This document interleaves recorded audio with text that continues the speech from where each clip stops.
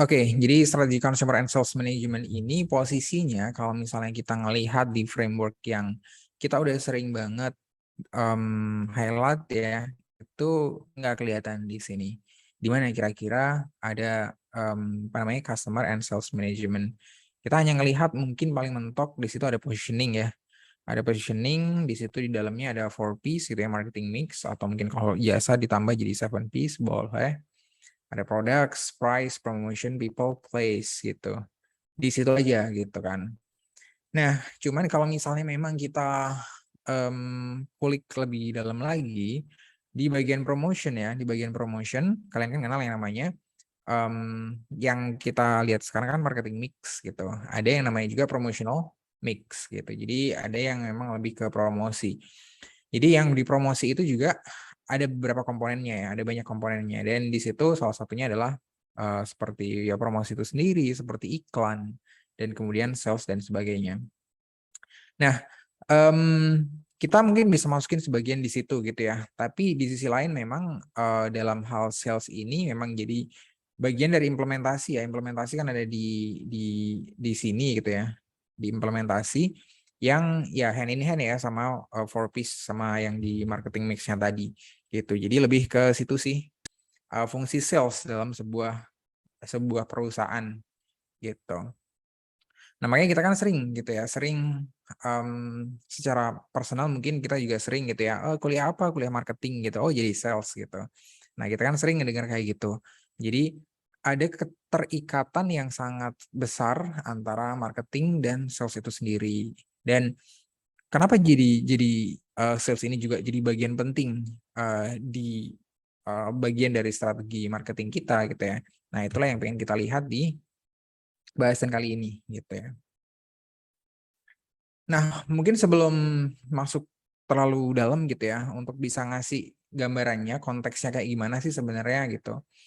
Nggak sedikit ya, nggak sedikit kalau misalnya kita ngelihat akun-akun, entah itu akun berbayar, tentu akun berbayar ya, entah itu akun-akun digital dan non-digital sebenarnya, di sana akan ada tawaran khusus misalnya untuk corporate gitu ya, untuk universitas, untuk corporate, untuk badan usaha dan lain sebagainya. Mereka bisa nyebut itu apapun gitu. Nah, seperti yang ada di Zoom gitu. Kalian coba bisa search Zoom Enterprise gitu ya. Enterprise Planning, Enterprise Plan.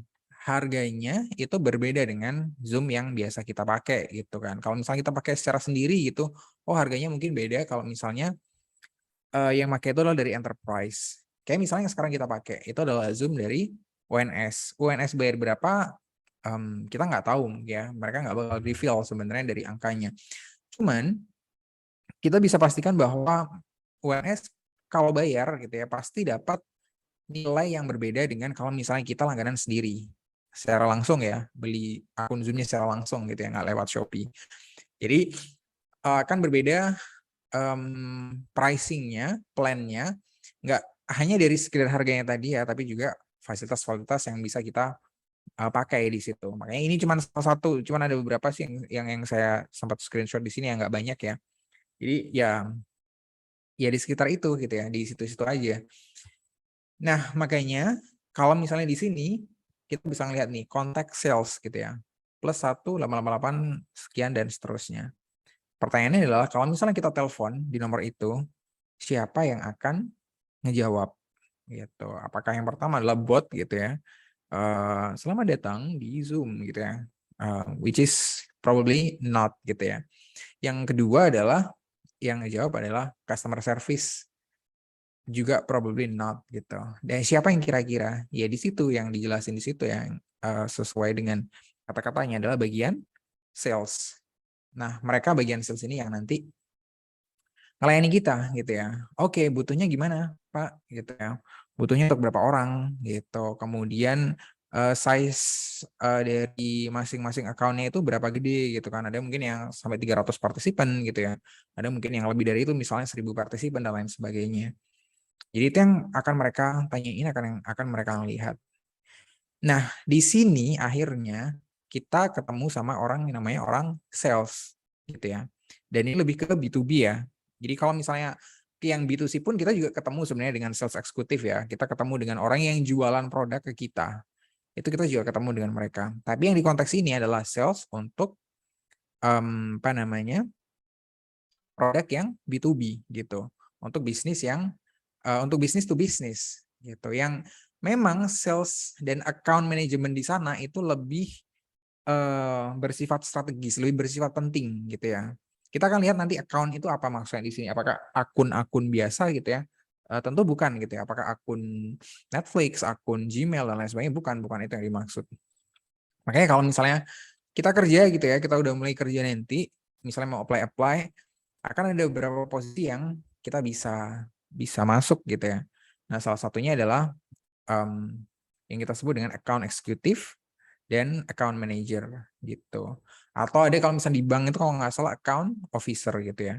Jadi AE, AM, AO dan segala macam. Yang depannya account gitu. Even di Google Indonesia kalian bisa search ya. Di sana ada pekerjaan sebagai account manager untuk produk tertentu. Kenapa saya tahu? Karena saya pernah apply gitu ya. Jadi kalian bisa cek di sana di Google gitu. Di Google Jobs ya kalau nggak salah. Yang di Indonesia dipilih, nah situ akan ada account manager kemungkinan kalau masih buka gitu. Di sini sebenarnya kalau dari gambar yang kalian bisa lihat itu lebih menunjukin perbedaan antara account eksekutif dengan account manager gitu ya, which is mereka memang beda gitu. Tapi sebenarnya mereka juga punya persamaan dalam hal ya mereka sama-sama ada di bagian sales gitu ya.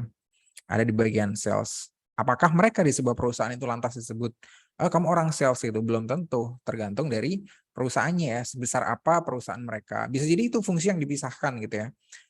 Account manager itu berbeda dengan fungsi sales gitu. Jadi ada sebutan khusus mungkin di perusahaan tertentu ada sales eksekutif gitu ya, which is sebenarnya bukan orang eksekutif yang di level atas ya, tapi adalah orang sebagai pelaksana harian buat jualan gitu. Itu yang disebut dengan sales eksekutif. Itu ya, jadi ya terkait dengan account eksekutif dan accounts manager. Nah, mereka punya tugas yang kayak gimana sih kalau di perusahaan gitu. Jadi akan ada perbedaan di sini ya. Kalau account eksekutif di sini lebih ke ngeprospek ya. Prospek, kenalin sebuah produk dan lain sebagainya. Baru datang untuk pertama kali gitu kan. Kemudian ada juga lead generation and qualification gitu kan. Jadi milih nih siapa kira-kira yang bakal didatengin, yang bakal dikenalin sama produknya dan lain sebagainya gitu. Jadi untuk perusahaan-perusahaan yang B2B ini jadi krusial banget ya. Jadi krusial banget gitu kan. Orang harus memahami kebutuhan dari perusahaan yang bakal jadi customer-nya dia gitu. Jadi itu penting banget. Lead-nya harus dipahamin banget sebelum kita datang gitu ya. Jangan sampai kita datang customer bakal ngomong, saya kan nggak butuh produk itu gitu ya. Hanya karena kita nggak bisa ngeriset kebutuhan dia dengan baik. Nah, itu yang nggak boleh terjadi. Kemudian juga dia presentasi produk dan lain sebagainya gitu ya. Ya masih terkait dengan introduction tadi sebenarnya. Kemudian bikin proposal, bikin quotation gitu ya. Apa namanya? Penawaran, kemudian negosiasi dan kemudian closing deals gitu. Nah, kita bisa melihat ya kalau account eksekutif di sini kerjaannya adalah kerjanya sales gitu ya. Jadi tenaga sales juga kerjanya kayak gini. Jadi sales eksekutif, account eksekutif, at least for me gitu ya, itu nggak berbeda gitu. Jadi sama, tugasnya sebenarnya yang dikerjain di lapangan itu sama gitu. Nah, baru berbeda kalau misalnya kita ngomong di levelnya manager gitu ya, account manager gitu. Jadi siapa sih account ini? Account ini adalah perusahaan-perusahaan tadi yang udah ngebeli produk kita gitu ya. Yang udah punya deal dengan kita. Contohnya nih, kalau misalnya tadi Zoom gitu ya. Zoom itu udah dealing ya orangnya Zoom udah datang nawarin segala macam ke UNS misalnya dan UNS akhirnya deal sama Zoom, oke. Kita per tahun atau per bulan akan ngebayar sejumlah sekian untuk user sejumlah sekian dengan plan yang ini segala macam. Dan kemudian itu deal udah oke, udah terjadi, oke gitu ya. Nah, apakah lantas UNS ini oleh Zoom dibiarin gitu ya? Dibiarin ya udah sih kan udah beli. Dibiarin aja, besok-besok paling beli lagi gitu ya. Nggak kayak gitu. Tapi yang terjadi adalah Zoom ini bakal engage terus dengan dengan ONS gitu. Sama yang terjadi sebenarnya di tempat saya di Mesklub. Saat ini kami sudah menggunakan Zoom, sudah mengurangi penggunaan akun Zoom ya. Jadi akun Zoom kami mungkin yang sebelumnya itu di atas 10 akun gitu ya, di atas 10 akun digunakan secara barengan gitu ya sebagai room untuk kelas online. Sekarang jumlahnya hanya nggak sampai dengan 5 gitu ya, karena emang kita udah jarang banget make kelas-kelas online. Nah, yang terjadi adalah dari Zoom-nya itu ngontak ya, ngontak. Jadi ngontak via email. Ditanyain kepada saya, ada apa nih? Ada yang bisa dibantu nggak kira-kira? Kenapa ada penurunan penggunaan gitu ya? Apakah karena Zoom-nya nggak oke atau karena segala macam gitu ya? Nah itu dia pengen tahu gitu ya. Dan dia sekaligus di situ nawarin gitu ya, kita punya plan khusus nih buat kamu gitu ya. Kalau misalnya kamu tertarik, yuk meeting online gitu ya. Nah kayak gitu yang dilakukan. Dan dia adalah account manajernya buat Matchcloud gitu ya. Sama untuk WNS pun pasti akan ada account manajernya sendiri. Yang akhirnya tadi ya, mereka memperhatiin banget, oke, kalau udah deal, maka harus smooth nih, servisnya harus masuk ketika onboarding gitu ya. Harus dipandu dengan baik gimana cara pakainya dan lain sebagainya. Gitu. Kalau misalnya di Zoom tadi pun juga ada yang kayak gitunya ya. Jadi ada kelas-kelas khusus di Zoom itu. Kalau misalnya kita sebagai perusahaan gitu ya, yang bisnis, itu mau ikutan kelas panduan untuk get the most of Zoom meeting gitu, itu ada. Kemudian juga service and retention di sini ya. Jadi dia retensi. Jadi biar kita itu tetap engage, kita itu tetap nanti kalau misalnya waktunya perpanjangan, kita ya perpanjang gitu ya. Kita waktunya beli lagi ya beli lagi gitu. Jadi ini ada renewals gitu ya. Dan yang terakhir adalah ada upselling dan cross-selling gitu ya. Jadi dia ngejual produk yang lain, kayak yang tadi saya bilang, oh kita punya plan lain nih yang lebih oke misalnya. Dia sebenarnya yang dilakuin adalah upselling gitu ya. Atau yang mungkin cross selling juga kayaknya nih misalnya ya, saya belum pernah sih kayak gitu. Tapi contohnya adalah kayaknya dari beberapa kali sesi yang kamu lakukan itu pesertanya banyak banget gitu ya. Dan sepertinya itu adalah berupa webinar. Gimana kalau kamu nambah add-on webinar gitu ya, which is nambah beberapa rupiah gitu ya. Biar webinar kamu lebih terlihat profesional dan lain sebagainya gitu ya. Itu yang kita sebut dengan cross selling gitu ya. Dia jualan produk dia yang lain juga gitu atau jasa dia yang lain juga. Nah, itu yang terjadi yang dilakukan oleh seorang account manager. Gitu. Jadi ada cut off di sini, ada batas di mana sales atau account eksekutif itu atau sales eksekutif itu bekerja ya sampai dengan deals dia done. Dia udah nggak ngelakuin itu lagi. Selesai sampai deals ini. Yang dilakukan berikutnya itu udah dihandle oleh account manager. Gitu. Nah, ini adalah pemahaman secara umum ya. Tentu sekali lagi di setiap perusahaan itu bisa jadi dengan nama yang sama, account eksekutif, account manager gitu ya. Role-nya bisa jadi bergeser ya, bergeser. Atau bisa jadi nggak ada role itu sama sekali di di sebuah perusahaan gitu. Atau kalau di startup yang pernah saya kerja di sana itu ada namanya key account manager ya. Jadi key account manager itu yang hanya menghandle untuk yang key account aja. Jadi untuk customer-customer yang emang nilainya gede gitu ya. Yang emang deals-nya bagus gitu. Itu yang ada di CAM ya, key account manager. Tapi kalau untuk account manager yang biasa nggak ada justru gitu ya. Disebutnya dulu itu sebagai bisnis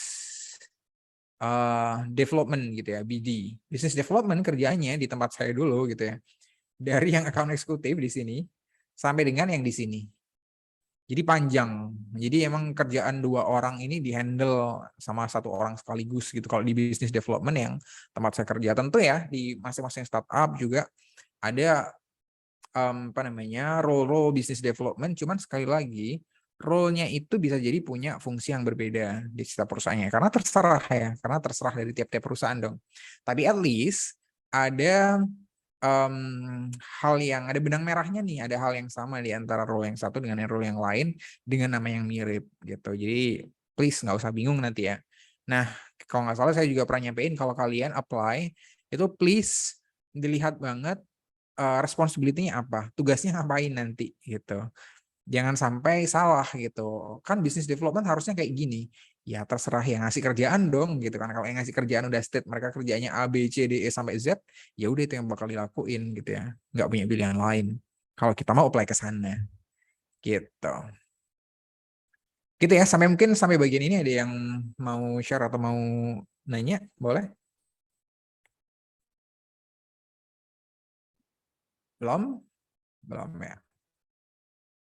Nah, barulah kita sekarang masuk dari yang ada di buku ya. Jadi em, saya rasa sih yang ini kita cuman get through aja ya. Jadi lumayan cepat aja sebenarnya. Di customer management itu apa sih hal-hal apa aja yang jadi susah gitu ya, yang jadi isu gitu.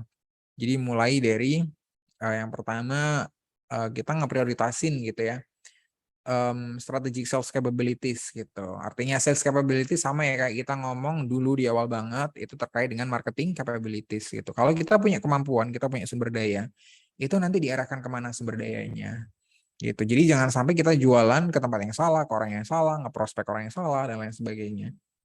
Kemudian competitive rule for sales gitu ya. Jadi ya tentu ya di mana-mana apa namanya sales itu punya punya posisi yang sebenarnya kalau kita ngomong dengan marketing ya sama pentingnya ya sama-sama pentingnya.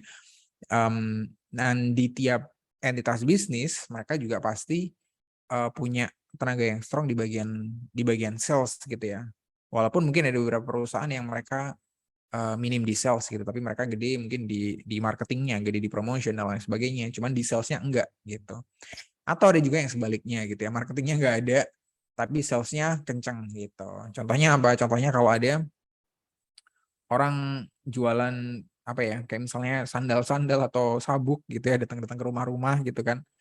Kita kan nggak ngerti mereknya mereka apa gitu ya. Mereka mungkin juga nggak pernah ngiklan, nggak pernah ngeluarin uang buat marketing lah pokoknya gitu ya. Mereknya juga kita nggak tahu gitu. Tapi mereka rela ngebayar orang-orang salesnya tadi itu untuk keliling gitu ya. Ya udah menyebar orang itu. Jadi emang backbone-nya mereka adalah sales tadi gitu ya. Tanpa sales tadi, bisnis mereka udah selesai. Kemudian sales organization-nya harus kayak gimana gitu ya. Jadi di sebuah perusahaan harus kayak gimana sih organisasinya. Kemudian customer management task-nya, apa aja tugas-tugasnya. Customer portfolio itu kayak gimana nge-manage-nya. Nah ini berhubungan dengan key account tadi ya, atau account tadi kalau yang saya sebutin. Dan yang terakhir adalah gimana caranya kita deal dengan customer-customer yang dominan. Gitu. Jadi yang di bagian ini pressures on sales capabilities tadi kalau kita ngomong terkait dengan capabilities ada beberapa hal yang juga jadi perlu diperhatikan ya, yang di sini sebenarnya sebagai tekanan di sales capabilities-nya.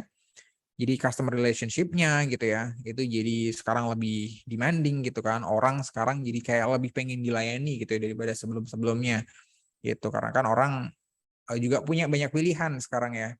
Karena kan kompetitor juga ngasih produk atau layanan yang sama, orang ngebandingin akhirnya. Dan orang akhirnya bisa nuntut gitu ya. Sebelah loh mereka punya produk kayak gini, kok kamu enggak gitu ya. Mereka layanannya, garansinya itu misalnya 2 tahun, kok kamu cuma setahun dan lain sebagainya.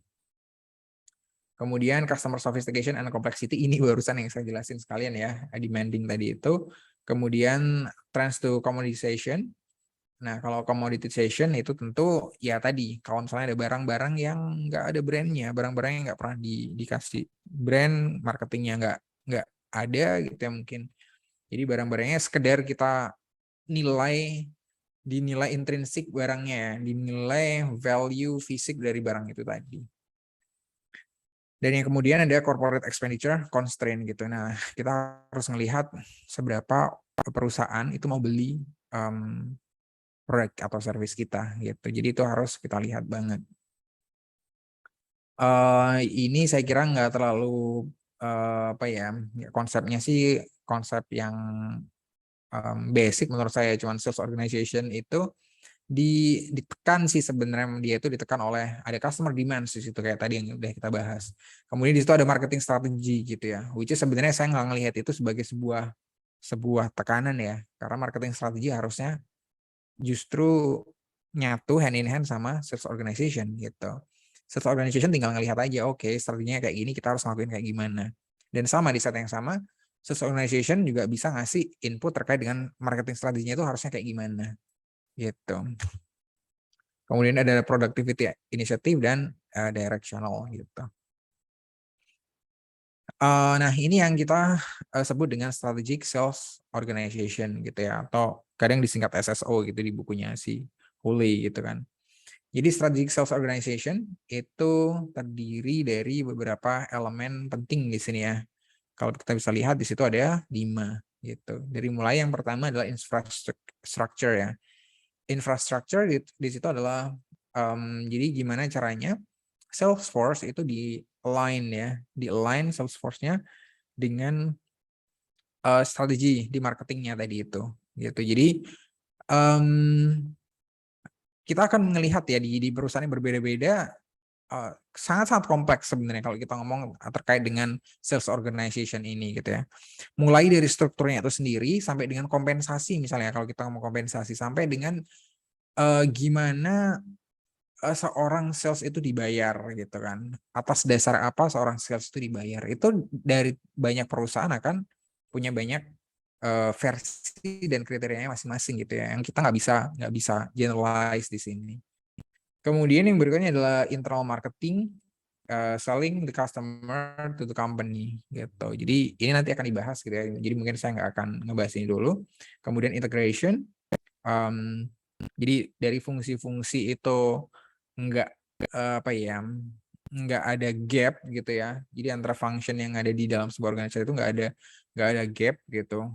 Which is ini saya pernah melihat bahwa gap itu terjadi gitu ya di sebuah sales organization, bahwa antara tim satu dengan tim yang lain gitu ya punya target yang berbeda tapi kita punya wilayah yang sama misalnya, kita akan punya friksi di sana ya. Kita akan gontok-gontokan untuk nyari number. Kemudian yang berikutnya adalah intelligence, market sensing, and interpretation gitu ya. Jadi gimana caranya paham terkait dengan market yang kita di situ mau masuk atau sedang kita masukin. Dan yang terakhir adalah involvement ya.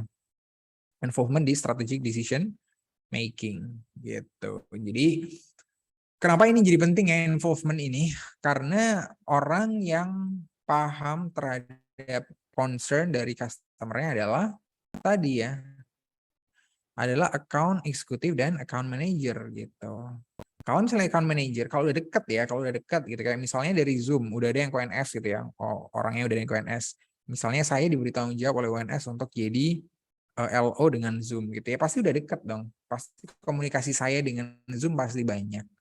Ketika di situ ada keluhan, ada kekurangan, saya akan sampaikan ke account manager tadi.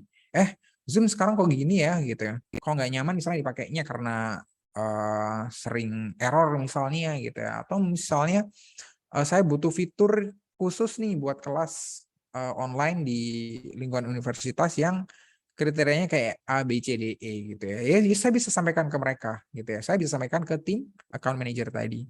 Nah, makanya jadi penting untuk melibatkan mereka di strategic decision making karena mereka paham. Mereka paham siapa customer-nya. Kayak gimana customer-nya, issues kayak gimana yang mereka dapat ketika di lapangan. Itu sih ya terkait dengan SSO gitu ya. Jadi bukan single sign on ya, tapi strategic sales organization. Nah, kalau yang di sini lebih nge-highlight sebenarnya perbedaan antara fokus buyer dengan seller itu relationship-nya kayak gimana. Ada yang kita sebut dengan transaksional gitu. Transaksional itu berarti ya apa namanya? Kamu jual, aku beli gitu ya. Cuman gitu doang gitu. Jadi kalau ada orang yang jual, harganya cocok, kita butuh, beli, selesai gitu. Gitu doang gitu. Nggak ada hubungan apa-apa gitu ya. Jadi mungkin kalau yang lagi rame ya itu adalah Friends FBB ya, kayak FBB. Jadi sekedar dapat benefitnya doang, tapi nggak ada komitmen apapun gitu. Jadi itu adalah yang transaksional gitu. Kamu dapat apa, aku ngasih apa, ya udah selesai. Nah, tapi ada yang kedua, itu ada yang adalah relational ya. Relational ini berarti apa namanya? Fokusnya adalah di customer satisfaction udahan. gitu. Jadi gimana ya caranya customer itu bisa puas gitu. Gimana caranya dia besok bakal beli lagi, kemudian relationship-nya dengan kita bagus. Gitu, makanya disebutnya relational gitu ya. Jadi lebih ke hubungan antara supplier dan end user tadi. Dan yang terakhir adalah value based di sini ya. Ini yang dianggap sebagai yang paling ultimate ya, paling baik gitu. Dimana kalau di sini fokus sales itu gimana caranya sebuah service atau sebuah produk itu bisa ngasih value tertentu buat customer gitu ya. Yang jadi pertanyaan loh, kok enggak akhirnya eh kok enggak bertanya tentang satisfaction-nya mereka gitu ya. Enggak bertanya tentang gimana cara mereka beli gitu ya. Bahkan perspektif di sini lebih dari itu gitu ya. Yang penting dia bahagia dulu gitu ya. Mereka bahagia banget, value apa yang mereka dapat itu bakal maximize banget. Sedangkan hal yang lain-lain pasti otomatis gitu ya. Mereka bakal satisfied, mereka bakal beli lagi, mereka bakal punya hubungan yang baik dengan kita. Nah, itu yang kita bisa highlight dari ini ya, fokus buyer and seller relationship. Nah, ini yang tadi disebut dengan internal marketing ya. Internal marketing itu sebenarnya ada dua versi ya. Jadi kalau internal marketing yang di sini sebenarnya lebih ke selling the customer to the company gitu. Ada juga pemahaman internal marketing itu yang selling your own product to your own company gitu. Artinya kayak gini, kalau misalnya yang tadi ya, yang versi selling your own product to your company, misalnya nih, kalau misalnya kita punya sebuah perusahaan gitu ya, sebuah produk, atau kita misalnya Gojek gitu ya, misalnya kita di Gojek, kerja di Gojek, kita manajemen di Gojek gitu ya, maka ya sebisa mungkin kita ngejual produk kita sendiri ke orang-orang internal gitu, makanya disebutnya internal marketing gitu. Jadi jangan sampai orang pegawai Gojek naik ketika naik ojek itu naiknya Grab bike ya. Jadi jangan sampai gitu. Jadi ketika pegawai Gojek ya naiknya Gojek gitu. Kenapa? Karena itu bakal punya efek ke kualitas pekerjaan mereka, ke bagaimana mereka bangga sih sama produk yang dipunya gitu ya. Kalau misalnya mereka nggak bangga sama produknya sendiri gitu ya, orang Gojek naiknya Grab bike gitu ya, ya berarti ada yang salah dengan produknya Gojek kan gitu. Berarti ada yang kurang, misalnya kurang diskon gitu ya, bisa jadi gitu kan. Nah itu yang versi yang internal marketing yang untuk your own product tadi. Nah di sisi lain kita bisa ngeliat di sini selling the customer to the company gitu ya. Kalau selling the customer to the company itu artinya ya kita punya lead, kita punya customer yang mau beli, kita jual ke dalam gitu ya. Ini loh ada customer yang kayak gini, dia itu punya bisnis yang seperti ini, kebutuhannya itu kayak gini dan ini bisa kita cukupin gitu ya. Kenapa ini jadi penting? Karena produknya dia diproyeksikan dalam beberapa tahun ke depan itu bakal naik dan lain sebagainya. Nah itu yang disebut dengan internal marketing di konteks yang kita lagi pelajarin di sales ini. Ya segitu doang gitu ya kayak gitu aja gitu. Jadi dari yang jualan itu mereka juga ada external marketing ya, yang nge-promosiin produknya dan lain sebagainya. Dan di sisi lain tenaga salesnya tadi itu juga jualan customernya ke company-nya gitu. Jadi sebaliknya. Kalau ini sih lebih konseptual ya, lebih konseptual dan ini sangat mudah dipahami sekali gitu. Jadi salesperson behavioral performance, jadi ya perilakunya seorang salesperson gitu ya, itu akan berpengaruh ke salesperson outcome performance gitu. Jadi akan berpengaruh kepada ya hasil yang dia dapat untuk perusahaan. Nah, tapi hasil yang dia dapat ini nggak serta-merta hanya dipengaruhi oleh behavior-nya tadi gitu ya. Kalau dia emang orangnya pintar jualan, cekatan, sigap, tanggap, dan lain-lain yang positif ya, nggak lantas itu menjadikan dia bisa outperform yang lain gitu kan. Tapi di sini juga ada peran, ada sales manager control activities gitu ya. Jadi sales manager juga punya peranan yang penting di sini. Jadi contohnya kalau misalnya behaviornya orang tuh santai, nyantai banget gitu ya. Tapi dari manajer bisa tetap monitor, bisa ngekontrol, ngarahin gitu. Maka ya bisa jadi hasilnya bagus gitu. Dan di sini ada salesperson karakteristik tadi ya gitu. Jadi emang karakter-karakter yang berpengaruh kepada performanya tadi. Dan terakhir, dengan semuanya ini bisa efektif, maka sales organization-nya juga bakal bisa efektif. Gitu. Jadi simple, cuman gitu doang gitu ya. Nah, kemudian di sini terkait dengan strategic sales organization ada beberapa hal ya, beberapa value sih sebenarnya, faktor-faktor penting yang bisa kita lihat gitu ya. Jadi gini, ada pengalaman dari saya bahwa saya pernah ada di organisasi sales gitu ya, yang menurut saya culture-nya itu cukup toxic gitu. Dalam hal gimana cukup toxic gitu ya? Cukup toxic dalam hal kita, hampir semua dari kita itu hanya tergila-gila pada number gitu ya. Jadi pokoknya kita achieve target, udah selesai gitu ya. Nah, yang jadi pertanyaan, achieve targetnya caranya kayak gimana gitu. Udah cara halal haram semuanya dijalanin gitu ya. Jadi kita ngelakuin apapun untuk ngedapetin number tersebut. Nyikut teman itu udah biasa gitu ya, nyikut sebelah gitu udah biasa. Dan cara-cara ilegal yang lain yang dilakukan, kalau itu mungkin dilakukan, itu dilakukan. Nah, culture yang seperti ini yang harusnya nggak boleh berkembang di sebuah strategic sales organization. Kenapa nggak boleh? Karena ya itu bakal kayak cuman nunda bencana aja ya. Bakal nunda malapetaka gitu kan. Someday, at some point, bakal ke-reveal keburukan-keburukan, kejahatan-kejahatan gitu yang pernah dilakukan terkait dengan sales atau number yang tadi udah didapat gitu. Jadi itu nggak bisa dilakukan sebenarnya. Nah, itu sebenarnya juga nggak terjadi di perusahaan tempat saya kerja dulu ya, tapi juga di banyak perusahaan yang lain pun juga kayak gitu. Nah, karenanya value itu jadi penting di sini. Nah, caranya kayak gimana? Yang pertama ada leadership role ya. Leadership role. Kalau leadershipnya ada di leadernya dia udah kayak tergila-gila sama number tadi ya, maka jangan salahin kalau yang bawah-bawah juga ngikutin gitu ya. Makanya kalau misalnya dari leadershipnya juga oke, oh integritasnya dijaga banget gitu ya, ikut corporate governance-nya oke, maka ya bisa jadi orang-orang yang di dalamnya juga ngikutin dia gitu ya. Walaupun nggak ngikutin, setidaknya mereka punya respect terhadap culture yang dipegang sama manajemennya. Kemudian di situ ada influence. Jadi influence itu sama sih, influence dari siapa gitu.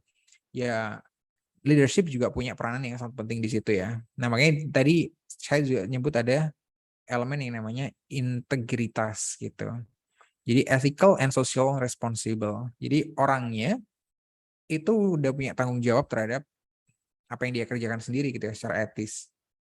Dan yang terakhir adalah participate in globalization. Tentu kalau globalization ya tergantung dari jenis bisnisnya ya, nggak semuanya harus mengglobal kayak gitu.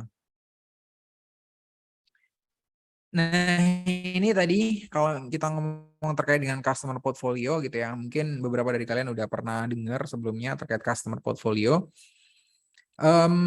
atau account portfolio ya. Ada yang nyebutnya account portfolio juga gitu. Makanya sebenarnya kalau di sini ini ya, di dua ini disebutnya kan account gitu ya, bukan customer gitu. Nah, di sini kita bisa melihat kalau dari portfolio ini ya, jadi secara relationship itu bisa lihat yang di bagian bawah. Kalau di bagian kiri itu rendah dan yang bagian kanan itu tinggi gitu ya. Jadi semakin ke kanan relationship-nya semakin bagus gitu. Kemudian kalau yang dari sini dari nilai penjualannya, yang di bawah itu adalah small, yang di atas itu tinggi gitu ya. Jadi semakin ke atas semakin tinggi. Nah, kita bisa melihat dari sini kalau misalnya penjualannya masih low gitu ya. Kemudian kita juga nggak punya ikatan apa-apa sama dia gitu ya, sekedar transaksional tadi gitu ya. Maka ya cuma di sini doang gitu ya, direct channels gitu. Orang yang beli dan udah gitu ya, beli dan udah gitu doang. Maka cuma ada di sini gitu ya. Entah dimanapun di titik di sini gitu ya. Entah di sini, di sini, di sini, di sini sama aja. Nah, kemudian berikutnya ada yang namanya middle market. Middle market itu di mana pembeliannya udah tinggi ya, pembeliannya udah tergolong tinggi, dan jumlahnya orangnya itu banyak di dalamnya itu. Jadi biasanya porsinya untuk jumlah account-nya di situ banyak.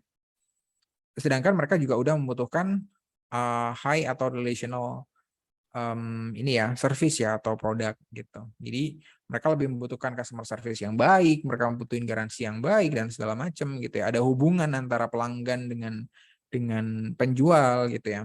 Itu ada di middle market ini kebanyakan di situ. Kemudian ada namanya major accounts ya. Di sini major accounts ini itu kalau penjualannya banyak, kemudian dan secara hubungan itu juga lebih tinggi lagi daripada middle market tadi. Jadi major accounts ada di sini dan yang terakhir ada strategic accounts gitu. Itu yang penjualannya gede banget ya, karena dia kan paling tinggi ya. Penjualannya gede banget biasanya. Dan di saat yang sama hubungannya dengan apa namanya supplier itu juga baik banget gitu. Jadi kayak misalnya kalau kita apa namanya ngerti produk-produk apa ya elektronik gitu ya, elektronik misalnya kayak microchip gitu ya, microchip kita bisa ngerti bahwa beberapa pabrikan tertentu itu pakai microchip yang mereka nggak ngebuat sendiri. Mereka biasanya belinya dari apa namanya dari tempat lain gitu ya, entah itu namanya Snapdragon kayak entah namanya apa yang lainnya gitu ya, saya nggak hafal. Nah itu mereka beli gitu ya, mereka beli artinya kita bisa melihat juga bahwa kalau misalnya di setiap handphonenya mereka itu disematkan satu microchip dengan merek yang dari luar, kita bisa bayangin gitu ya berapa banyak sebenarnya handphone tersebut, merek tersebut itu beli microchip tersebut dari pihak lain. Dan kita bisa bayangin bahwa seberapa tergantungnya dia dengan microchip tersebut gitu ya. Nah, itu kan pernah terjadi case di Apple ya. Di Apple yang dulu mereka pakai apa namanya chipset CPU dari si Intel gitu kan, yang kemudian sekarang mereka enggak memutuskan untuk buat sendiri gitu ya. Mereka nggak mau tergantung lagi sama si Intel gitu. Mereka buat sendiri dan itu lebih bagus. Itu out of context, cuman gambarannya adalah ketika mereka masih beli dari Intel, mereka adalah strategic account-nya si Intel. Maka Intel gimana caranya? Gimana caranya si MacBook ini harus tetap sama dia gitu ya. Harus tetap beli produknya dia dan lain sebagainya. Nah, itu yang berbedanya di situ. Di customer portfolio ini. Gitu. Jadi kita nanti akan bisa kalau misalnya udah bisnis sudah jalan, portfolio customer kita kan akan ada banyak gitu ya. Nah, tapi kita bisa mapping kira-kira dia itu ada di mana. Gitu. Jadi kita bisa buat scatter graph ya sebenarnya. Kita bisa buat scatter graph ya udah sih pembelinya dia berapa, kemudian kita ngelihat relationship dengan dia itu kita hitung juga berapa dari skala 1 sampai 10 misalnya. Di 7 kah atau di 4 kah atau di berapa kah nanti baru keplot ya di sini ya. Titik-titiknya itu ya. Titik-titiknya tadi baru keplot oke, siapa aja yang jadi major accounts kita, siapa yang jadi strategic account kita gitu ya. Gitu. Dan itu nggak rigid ya. Tadi misalnya major account sama strategic account itu jadi satu juga boleh gitu ya. Kalau customer-nya masih sedikit gitu ya. Tapi kalau misalnya udah banyak banget ya enggak ya tetap tadi ya dipisah ya. Ini nyambung sama yang tadi sih sebenarnya ya. Semakin ke kanan dan semakin ke bawah itu maka partnership-nya itu semakin oke gitu ya. Semakin gandengan. Nah kalau kita lihat di sini kan ini sama-sama nggak akur gitu ya. Bukan nggak akur sebenarnya, nggak dekat. Jadi antara selling organization dengan buying organization-nya nggak deket. Nah, kalau yang di sini major account itu dia udah mulai deketan gitu kan. Nah, kalau yang major account resource commitment itu lebih resource apa sih sebenarnya dibutuhin dan lain sebagainya. Nah, mereka ngobrol gitu ya. Mereka ngobrol oke yang perlu dikerjasama itu adalah bagian ini gitu ya. Maka mereka udah mulai blending di situ ya, udah mulai masuk ke situ. Nah, sedangkan kalau yang terakhir adalah strategic account partnership udah gabung ya, udah sama-sama ngasih resource gitu ya. Nah, yang bisa kita lihat di sini memang baru kayak misalnya resource gitu ya. Ada satu hal yang perlu di-highlight juga bahwa resource sebesar yang mereka pertukarkan adalah informasi gitu. Jadi akan ada informasi secara strategis yang mereka saling tukar gitu ya. Contohnya kayak gimana? Contohnya adalah ketika di buying organization gitu ya. Mereka harus ngasih data projection untuk demand-nya mereka gitu ya. Contoh nih, kayak tadi si Apple pada waktu itu ya, pada waktu sama si Intel misalnya. Apple ngerti bahwa di bulan-bulan tertentu demand mereka bakal naik gitu ya. Naik sampai dengan angka tertentu. Nah, tentu dari Intel juga harus dari Apple harus ngomong ke Intel gitu. Intel, dalam 3 bulan ke depan demand kita bakal seperti ini. Kita butuhnya chipset kamu sekian sekian sekian gitu. Nah, artinya kan butuh ngomong, butuh nyampein gitu ya. Nah, itu yang disebut di sini sebagai pertukaran informasi ya, yang harusnya ada di strategic account partnership gitu. Kemudian yang berikutnya ini adalah terkait dengan SAM ya. SAM itu adalah Strategic Account Management. Strategic Account Management itu ya sebenarnya gimana kita caranya ngebagi-bagi tadi sih ya. Caranya ngebagi-bagi account kita menjadi seperti yang di portfolio tadi gitu. Jadi yang strategik itu yang mana, yang nggak strategik yang mana gitu, yang cuma asal beli lepas gitu ya, yang mana. Nah, di sini ini kan ada pergeseran ya kalau kita lihat traditional ke strategic account management relationship. Kalau yang traditional itu yang kayak gimana? Traditional itu ya udah sekedar ya jualan, yang penting mereka puas dan sudah selesai gitu ya. Kalau yang strategic account management tadi kan seperti yang saya sebutin, nggak cukup sampai customer yang ngerasa puas gitu ya. Dibuat sebisa mungkin customer akan selalu butuh dengan kita gitu. Maka kita harus deket banget sama mereka gitu. Kita harus paham banget mereka, kebutuhannya mereka kayak gimana gitu ya. Nah, jadi di sini kalau yang pro adalah ya itu emang dibutuhin gitu ya. The case for strategic account management emang dibutuhin. Tapi di saat yang sama di situ ada resiko ya. Ada apa ini ya? Vulnerabilities ini bahasa Indonesianya itu ke saya nggak tahu ya. Hal-hal yang kayak resiko ya. Hal mungkin buruk yang mungkin bisa terjadi gitu ya di strategic account management. Nah, apa aja sih yang bisa bikin SAM ini vulnerable gitu ya? Ada beberapa sebenarnya di sini ya. Dari buku nggak semuanya saya masukkan di sini, cuman yang mungkin beberapa kita bisa relate banget aja.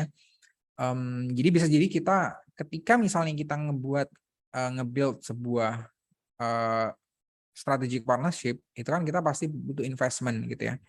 Investment contohnya bisa jadi nih, karena untuk mencukupi sebuah demand, kita harus buat fasilitas produksi tambahan tersendiri gitu ya untuk demand tersebut gitu. Yang kalau misalnya kita ngelayani dengan fasilitas produksi yang kita punya sekarang itu maka nggak akan cukup gitu. Bisa jadi kayak gitu ya. Contohnya bisa kita lihat misalnya kayak di pintu tol gitu ya. Kalau misalnya di Jakarta gitu kan, kalau misalnya di Jakarta ada pintu tol khusus yang ngelayani mesin-mesin tertentu gitu ya, kayak ngelayani apa namanya e-money atau uang-uang digital tertentu gitu, yang di situ mereka ada kerjasama. Atau mungkin di bandara ada launch tertentu yang melayani maskapai penerbangan tertentu dan lain sebagainya. Nah, di situ kan butuh strategic partnership gitu ya. Nah, maka jangan sampai ketika strategic partnership ini udah dibuat, udah ada fasilitasnya dan segala macam, ternyata permintaannya nggak ada gitu ya. Ternyata permintaannya kurang. Nah, maka dia salah untuk menempatkan strategic partnership-nya. Kemudian yang berikutnya adalah terkait dengan power ya, balance of power. Jadi antara penjual dan pembeli, ini kan seperti yang udah di-highlight si Porter ya, bargaining power of customer atau bargaining power of supplier ya atau seller ya.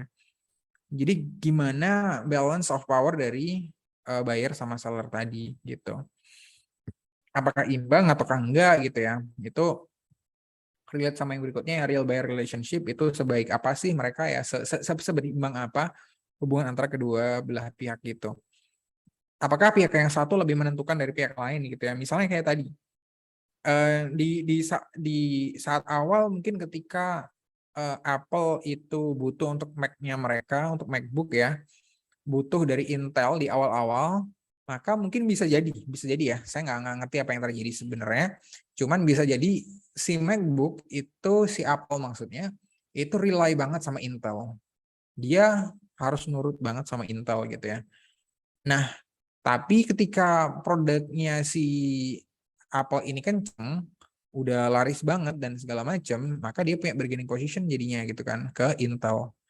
Jadi kalau mereka nggak bisa ngasih sesuai yang di require sama si Apple, ya bisa jadi saya pindah ke tempat lain gitu ya.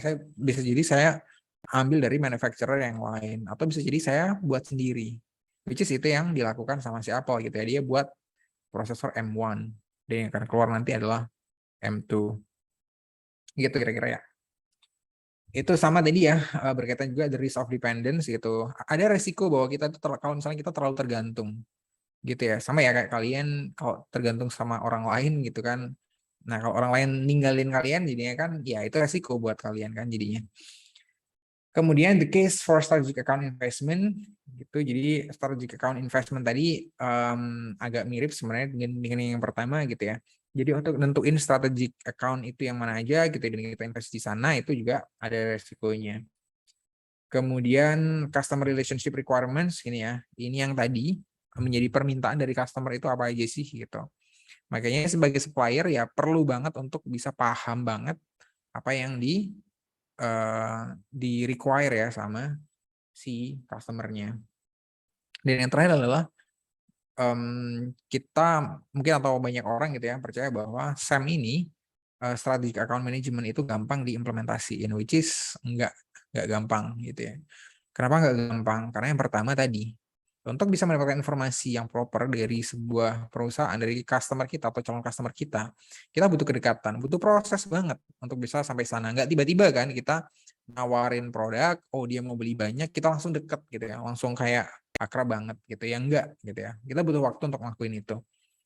Toh kalaupun itu sudah tercapai gitu ya, untuk bisa mempertahankan bahwa mereka bakal jadi strategic account kita untuk jangka waktu yang panjang, itu kan banyak faktor. Salah satunya kayak tadi, faktor dependennya mereka. Apakah mereka itu cuma dependen ke kita hanya untuk waktu yang dekat saja, waktu yang cukup singkat, dan kemudian mereka bisa jalan sendiri, bisa buat sendiri atau enggak. Gitu. Jadi basically SAM ini nggak gampang diimplementasiin. That's why yang kita pelajari adalah strategic account management dan sales organization tadi ya. Jadi kita boleh memandang bahwa kayak gini ya, kita orang-orang marketing terutama gitu ya, orang-orang marketing, oh yang punya punya role lebih penting di sebuah produk itu marketing gitu ya, sales enggak gitu, karena kan itu beda gitu ya, kalau dilihat dari kacamata kita gitu. Nah, notion tadi nggak sepenuhnya benar ya gitu, bisa jadi salah total, karena tergantung dari produk yang akan kita jual gitu. Kalau produknya tadi kayak produk komoditi gitu ya, produk-produk yang emang nggak branded, maka sales lebih penting daripada marketing, karena marketing emang mereka nggak ngelakuin gitu ya. Mereka udah datang ke orang-orang nawarin produk dan segala macem gitu. Gitu sih ya kira-kira terkait dengan SAM, terkait dengan sales sih sebenarnya juga pada umumnya. Dan tadi ini berhubungan banget sama role-role yang ada di perusahaan terkait tadi account management dan juga business development. Nanti kalau misalnya kalian masuk di sebuah perusahaan, nanti kalian akan melihat itu. Dan bisa kalian apply di situ untuk anak-anak pemasaran, bisa banget ya untuk bisa apply di sales tadi gitu ya. Cuman memang tentu ini tadi kayak misalnya tadi ya yang di bagian karakteristik salesperson karakteristik gitu, itu jadi penting. Jadi berbeda dengan marketing ya. Marketing itu biasanya kita di belakang layar. Benar kan? Marketing di belakang layar. Kita mau buat konten promosi juga kita nggak nampilin diri kita juga gitu kan. Nggak kita jadi bintang iklannya itu kan juga nggak. Nggak kita jadi brand ambassador kan juga nggak gitu ya. Nah tapi kalau di sales, orangnya siapa yang bakal maju gitu? Ya kita, muka kita ini gitu ya, yang kita harus datang ke mereka, kita harus nawarin dan segala macam.